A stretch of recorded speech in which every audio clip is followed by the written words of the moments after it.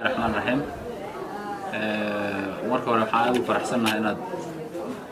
in ururka dawladda dhalinyarada ururka dawladda ay soo booqdaan iyagoo xambaarsan fariinada culus oo ah gudashada waajibaadka ka saaran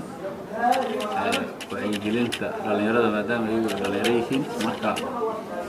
waxaan hayno oo aan u adeegno oo wax barno dhalinyaro waxa farxad noo ah marka qayb kamid ah dhalinyarada inay isu xilqaameen inay ardayda wacyigeliyaan waaniyaan uga digaan waxyaalaha xunxun kuwaaniyaan wax wanaagsan ay sameeyaan lahaayeen marka waa farxad weyn oo ku mahadsantihiin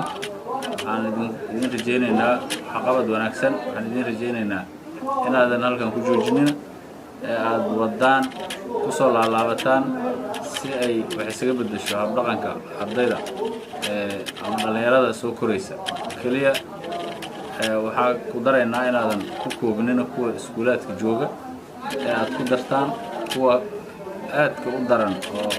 goobo cayiman xaafadaha qaar ka sameeysta oo dhex fadhiya inaad si kale intaad isu qaabaysaan dhex gashaan hab dhaqankoodana isku daydaan inaad wax ku bedeshaan